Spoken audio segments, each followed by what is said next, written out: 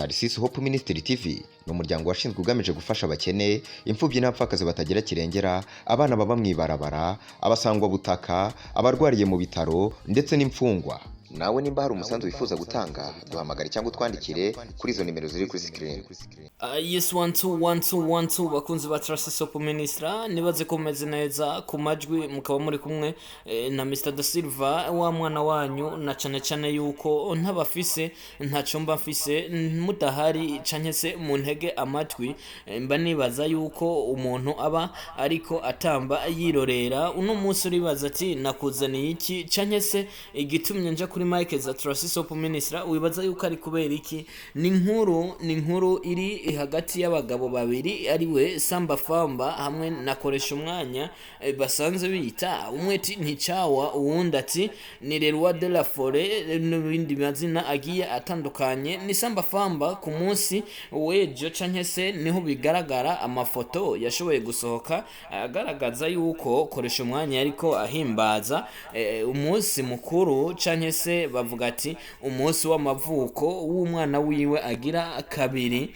asanzwe akurikirwa. Byari bimeze neza nkuko muke murabona ngaho, byari biryoshe, umunezero wari umunezero, na cyane yuko yari yatumiye abastar bagiye batandukanye, Akis Daniel yarari n'abandi benshi ba Landry Promoter ba Thompson, benshi niho bari na cyane n'uwasanzwe aheruka kumugabira ikirato, nawe nyene niho yarari ariwe Freema Boy. Bari abantu benshi bagiye batandukanye ndetse nabo ntazi, ariko umwanya ikintu cyatangaje abantu benshi, umwanya w'ikado, aho umwana umukadona biscuit canke se ukamukadona akandi kantu kagiye gatandukanye. Icyatangaje abantu benshi ari naco cyatumye bavuga ati eske Famba arafise indero canke se bimeze gute? Na ka video canke se ni foto yagaragaye, akoresha umwanya na Famba akadona, akoresha umwanya itabi, na cyane yuko yasanzwe yitwa ngo koresha itabi, ariko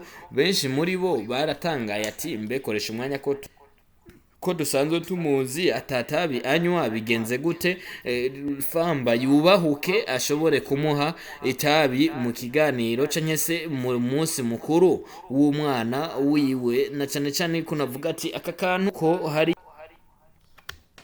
sinzi yuko hari ico mushobora guhanura, na cyane kuri Famba yuko abantu benshi bariko bagenda bamwidogera ngo ibintu ariko aragira. Na cyane murazi ifoto iheruka gusohoka aho byitwa yuko Famba nakoresha umwanya bahujije ibitsina, ibyo babigenjeje nta wabimenya, ariko benshi muri bo bagenda batera ivyatsi bavuga ati ibintu barimwo ni bikubita gashi kubera yuko biteza urubwa. Na cyane kano gakino kacu ka 2-5-7, nibaze yuko kuri Mike mwari kumwe na Silva, incoreke yanyu mudahari ntago mpari, ndabinginze muze murakora subscribe, share, comment kugira muvuga ati Silva ahantu wakosheje, ahantu wagize uku kugira ngo ibintu bishobore kumera neza. Nongera mbababwira ati tagata na weekend muri Tarisisi Hope Ministry, ndibaza neza yuko urahagera, akanyobwa kaba gahari, na cyane yuko nta numwe terengagiza, kuko icyo womenya cyo ugura inzoga zibiri bakakongera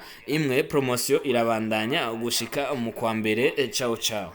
Tarisisi Hope Ministry TV ni umuryango washinzwe ugamije gufasha abakene, imfubyi n'abapfakazi batagira kirengera, abana baba mw'ibarabara, abasangwa butaka, abarwariye mu bitaro ndetse n'imfungwa. Nawe nimba hari umusanzu wifuza gutanga, duhamagare cyangwa utwandikire kuri izo nimero ziri kuri screen.